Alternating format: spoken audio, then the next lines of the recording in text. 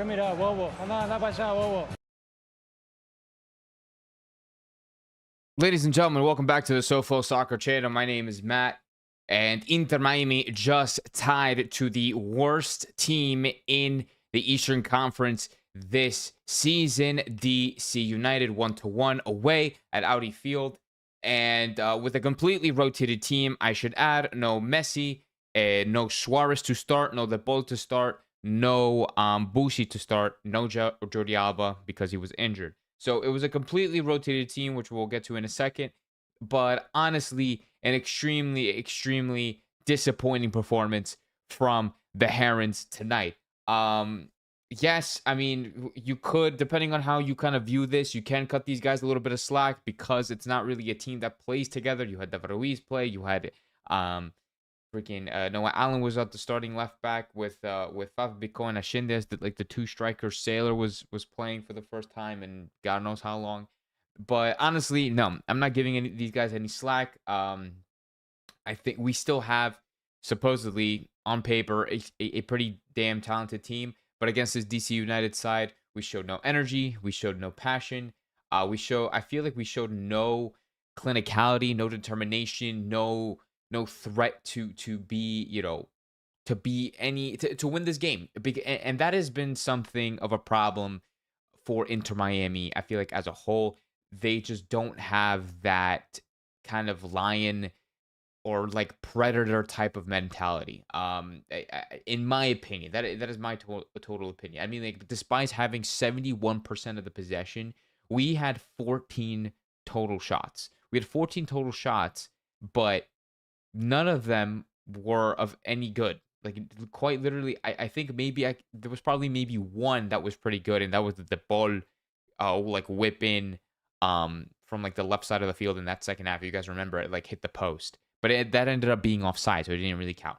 But anyways, welcome back to the channel. I appreciate you guys for being here. We have Bert Miranda being the first comment, saying, first, I don't know why Baltasar wasn't in the starting 11. Sailor should have been subbed off at the 60th minute. Sailor should have been subbed off at the 10th minute. I'm just going to say that right now.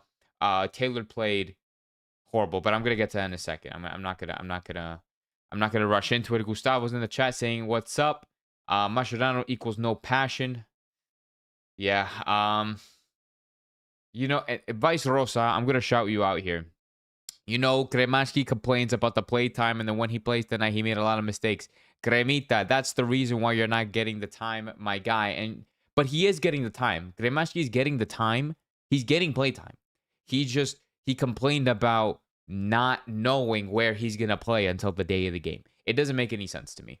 I know you love Noah Allen, but he wasn't good today. I honestly thought he was fine compared to other players. He was probably one of the better performing players on the team, and that's in my opinion. That's my genuine opinion, and that could me being biased because of my love for Noah Allen. But I thought he was one of the better performing players tonight. That's my opinion. This was an upsetting game, says Sunshine. Oh my gosh, KGF, shout out to you. Talking about the ref was dog shit. And that's just plain and simple. You guys know me. I'm a referee. I have friends that are referees. I'm very critical with referees, and I also defend them with my life. I defend them as they were my brothers and sisters, because it's a very underappreciated field. It's a very underappreciated science, and it's very, very difficult. So I always back them. But this referee made many, many, many, many, many mistakes tonight. He missed a David Ruiz foul right outside of the penalty area. That should have been a free kick. I think it was towards the end of the first half. He missed a handball. I don't know how VAR did not tell him to go to the monitor and look that over. That is insane to me. He missed it. I understand if you missed a handball live, but I'm shocked that the VAR didn't tell the referee to take a second look at that. I'm extremely, extremely shocked. Because we literally, if you guys follow La Liga, Barcelona played today. And I know you can't make the comparisons with Barcelona with like La Liga and MLS, but Barcelona played today. Balde, they called a penalty kick on Balde, or yeah, they called a penalty kick on Balde, and he was facing like the shot was coming, and he turned this way. The ball hit his hand, while the hand to body distance was like this and turning away, and they still called the penalty kick on that. I'm just saying that it was very a lot of like this I don't know what this like how new this ref is. He wasn't a FIFA referee, unlike the woman the woman assistant, the female assistant referee. But she was a FIFA referee. So I don't know. It was really poor. But let's take a look at the starting 11, guys. Because this is an extremely rotated team. I say extremely, but there's a couple of changes only. Starting off, let's look at let me just go back to the original. Yeah, let me just stick with this. So, Ustari is not in net. We had Rocco Rios Novo as the starting goalkeeper. We did play a 3-4-2. That's how we played. Like, we played with two wide center backs, with Aviles being the kind of focal point of that back three. Lujan was stretching out, and Sailor were both pretty stretching out. So yeah, we play with the back three of Sailor, Aviles, and Lujan. The midfield five consisted of Noah Allen as the left wing back, with Chelo as the right wing back. The three center midfielders were David Ruiz, Telasco Segovia, and Benja Kremaski. Benja Kremaski being that kind of roaming player, box to box type. Telasco Segovia trying to be that playmaker, and then David Ruiz was just kind of like a regular center mid. With the two attackers being Ashende and Fafa Pico. I think Fafa Pico stretched out a little bit more. But I don't know. Yeah, but essentially, those were our two forwards. I don't even know where to start, guys.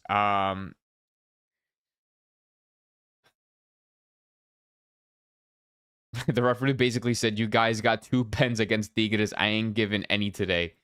That's facts. That's super facts. The ref is definitely a Ronaldo fan. 1,000%.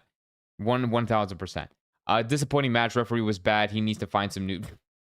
Okay, I'm not saying all that, but no, it was a very shocking performance from the referee. But it was also just as shocking of a performance from Inter Miami, which I'm going to put more of the blame on today. David Ruiz looks like he's juicing. Like, what the F? I did not notice that, to be honest. But hey, I mean, he was gone since February. You would think he'd be hitting the gym this whole time. So, Suarez will miss the next regular season game due to yellow card accumulation. So we're probably going to lose that game. Tying is BS. We should have won the game against the worst team in the MLS. And the fact, possibly the continent. Yeah, it's either that. I think. What was it? That it's DC, LA Galaxy, and like probably Montreal or something. I think those are like the worst teams in the or Atlanta. Excuse me, not Montreal. Montreal are down there, but literally the bottom 1, 2, 3, 4, 5, 6. The bottom 6 are all like on similar points. It's Kansas, Toronto, Montreal, St. Louis, Atlanta, DC, and LA Galaxy. But anyway. I have no comments for Rocco, mainly for Sailor. I thought he made so many mistakes early on in this game. SofaScore gave him a 7.5 rating. Don't know how. He had a couple of mistakes early on in the game. I guess they're kind of rewarding him for the amount of tackles that were won. As you can see here, he's won 2 out of 3 ground duels.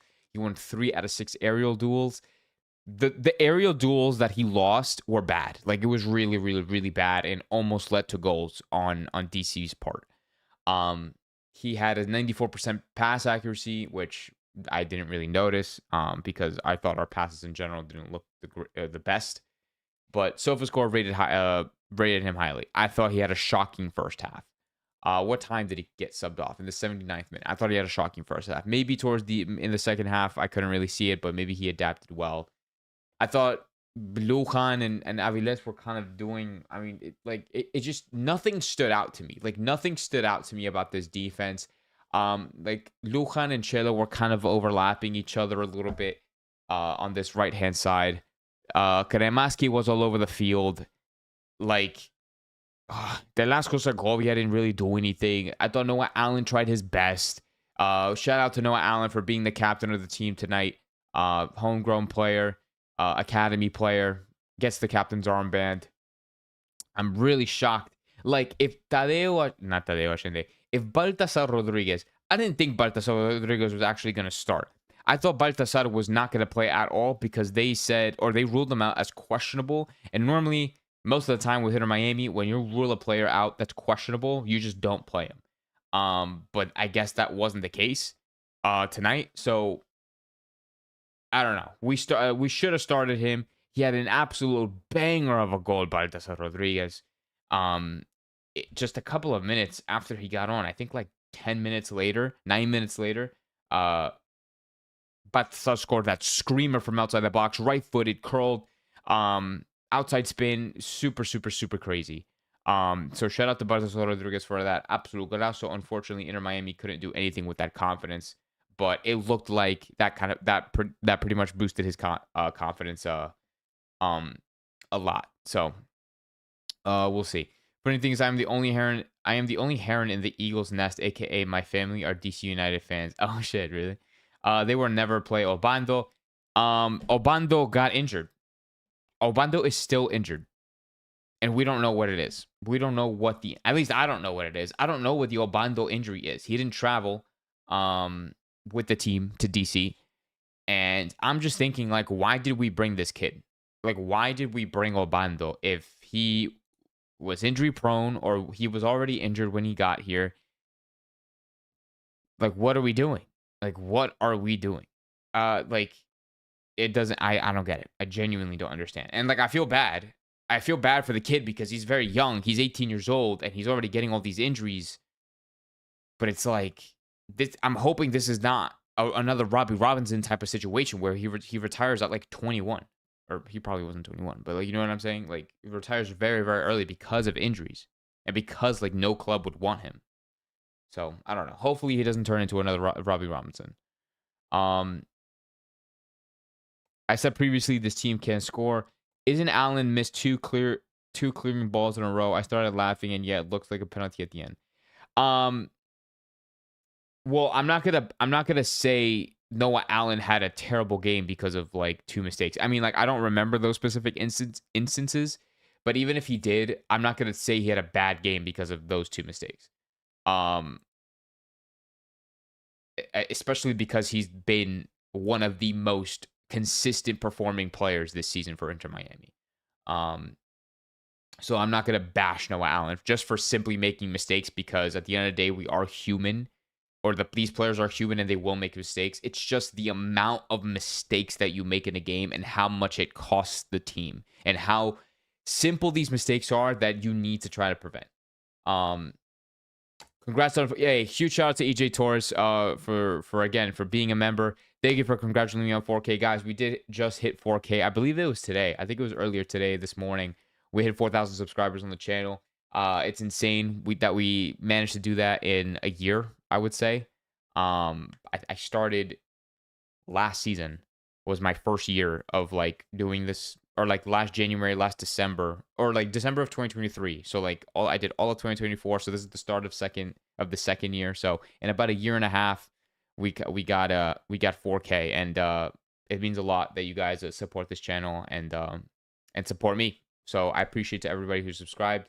I was trying to edit like some sort of graphic to publish and upload for you guys. So I'm gonna see if I can try to finish that tonight. And have that uploaded for maybe tomorrow or Monday. So we'll see. But no, thank you again, and thank you to EJ because huge shout out to him. He's been a day one supporter. So huge shout out to EJ. I shouldn't just sit down as soon as the new 22 can play. He should Matteo Silvetti. Yeah, Silvetti's with the club. I've yet to I've made the video. I just have to edit the video, and I didn't. I should probably post that like on Monday. I really should, because tomorrow's my dad's birthday, so I can't really do anything unless it's like maybe in the afternoon. But yeah, I made a video about Matteo Silvetti, which I'm gonna have to put together and try to have that uploaded as soon as possible. But yeah, I'm pretty excited for when he does end up whenever he gets his visa, whenever he does join. But because we're really gonna need him, because Ashende is not cutting it. Ashende is not cutting it, and even when he's up there without Suarez and tries to, when he has his moment, when he has like his moment to prove to people that he can be that player, he doesn't. He doesn't take it. So, anyways, even the new kid is injury prone. Hey, bro, if he's injury prone, I don't know what else to do. Like, I don't know what else to say, because Inter Miami just loves signing players that are injury prone. That's Baltasar. That's Obando, Robbie Robinson back in the day. I don't want to bash Ian Frey, but Ian Frey, he's been getting pretty injured. He's been getting injured a lot. So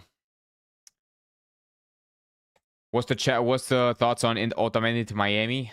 It'll never happen, probably. Unless like Suarez retires or something, and then maybe we can bring in Otamendi on a DP contract, but it probably won't ever happen. Matt, you were almost gonna grow a mustache. Yeah, no, for real. Because what did I say was the bet for the mustache? I forget what the bet was. Like I made like a deal. I was like, oh, I'm gonna grow a mustache if we lose to DC, right, or something like that. I think I said it, like, if we lose to DC, even if it's by 1 goal, like I'm gonna grow out like a mustache. So, but no, luckily that did not happen. Let's see. But no, I mean, like, other than that, like I said, like there's really not much else to go off from this game, and I don't want to drag this live stream, but just to kind of wrap things up, because like I said, don't want to drag it. To kind of wrap things up, and this is my genuine opinion, and this might be a little bit harsh, but I think it has to be said to some extent, and it's this: Inter Miami have to figure it out, because it's looking like they are a team that can't play without their big superstar players. And I know to some of you or most of you that might be like, well, no shit. Like they aren't anybody except for, unless they have Messi and Suarez. And they need to not be a team. Like they need to prove those guys wrong. And essentially be like, no, like we can still play as one of the best teams in the MLS without Messi, without Suarez, without De Paul, without Jordi Alba, without Busi. But quite frankly, after today's game, that completely, like, you prove everybody right, is what I'm trying to say. You're proving everybody right, as if you guys can't survive, you guys can't play well without these top guys on your team. And then even when the top guys come in, De Paul, Suarez, Busi, you still can't get anything done, because the amount the level of IQ, the football IQ, is extremely different. The refereeing doesn't help. There's other factors, but then when De Paul and Suarez come in, they also can't really do anything unless you give them 90 minutes. Like, so the only person that can really change the game in half an hour is Messi. So yeah, this team is turning. This team looks like a team that just can't compete with the average MLS team or below average MLS team, and it's frankly unacceptable. With the project that Inter Miami that are trying to build, you just can't prove to people that you guys can compete without your main guy, and without him, you guys are nothing. And that we can't have people think that. You can't be that kind of team. So this squad needs to pull it together and figure something out. And whether that's Mascherano, you could blame it on Mascherano, you could blame it on certain players. But at the end of the day, I don't care. Like, I don't care whose fault it is. We just need to fix it. There needs to be the players need to find a solution. Whether that if you want to fire Mascherano, fire Mascherano. If you want to sell half of this team and buy new players, do it. I don't because at the end of the day, this team needs to win. This team needs to win and win consistently. And if they're not winning, they need to at least play good. They're not playing good. Today, they didn't play good today. No great chances were created. The passing was off. The communication with the players were off. They're just not in sync. They're not in sync. And I don't know what else it's going to take for them to be in sync and to have that chemistry. They need to find it. They need to find it because the postseason's coming. It's right around the corner. I believe that was our 25th game played in the MLS. And we only have 1, 2, 3, 4, 5, 6, 7, 8, 9, 10. We have 10 MLS games. We have 9 MLS games remaining in the season. 9 regular season games left this season. That's not a lot. It's not a lot of time. We have 2 months? We're about to be in September, so we're about to have a month left. We're almost a month left into the regular season, or until the regular season is over. So we need to start getting into that postseason form, that MLS Cup form now, when we're about to be a month out. So I don't know. We still have all of September. We still have all of October, or most of October, and then so hopefully we can just get our act together. But I'm not going to dive too deep into it, like I said, because this is just a regular MLS regular season game. Our main focus now is it has to be Orlando City in the semifinals of the Leagues Cup. Because if we are going to at least win one competition this year, it has to be at least the Leagues Cup. And if we don't win Leagues Cup, if we crash out to Orlando as they beat us 4-0 last time, this will be the ultimate failure, or at least the beginning of the worst season that Inter Miami could have with Lionel Messi and the Avengers on this team. No trophies, nothing to show any sort of success except for Messi's individual success, like top goal scorer, MVP, having wow moments. But other than that, they're going to have nothing to show for Messi being at Inter Miami except for the Supporter Shield and the Leagues Cup in 2023. So, we'll see.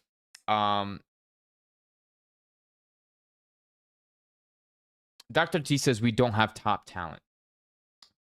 Listen, and I won't spend too much time on this because if not, I feel like we're going to be here for an hour. Noah Allen's a top talent. This is MLS quality talent we're talking about here. I'm not talking about top leagues, whatever. For MLS quality, Noah Allen's a top talent. Yannick Bright is a top talent. Baltasar Rodriguez is a top talent. Kermashi is supposed to be a top talent.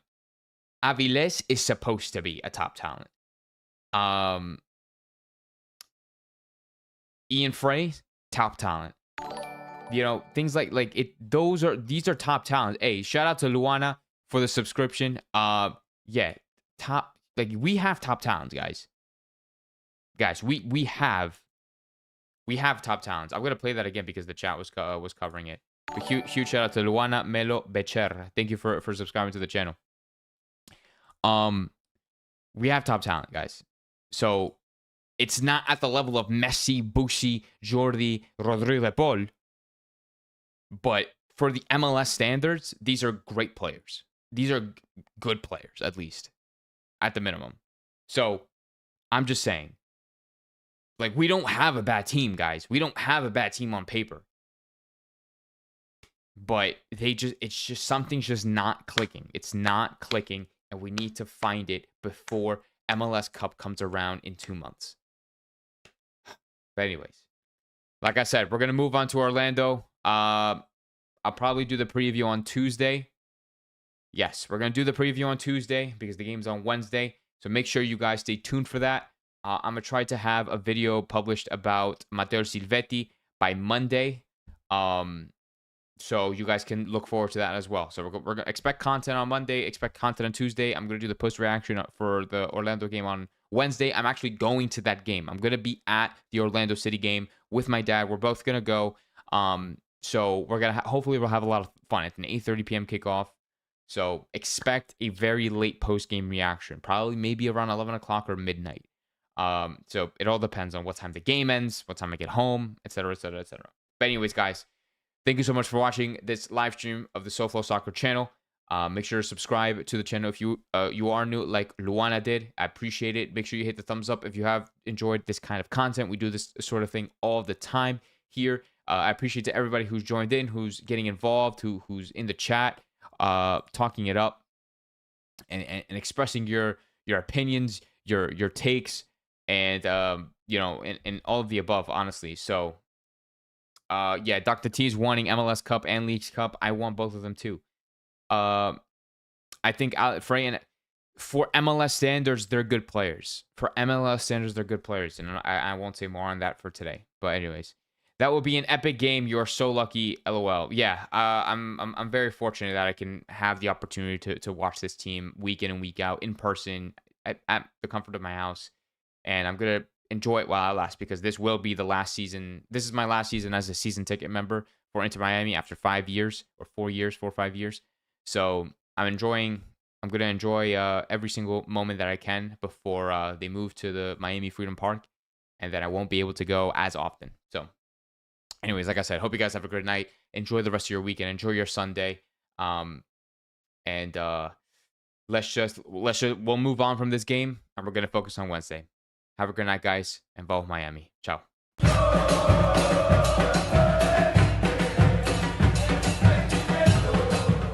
Give me that, Wowo. 하나 받자, Wowo.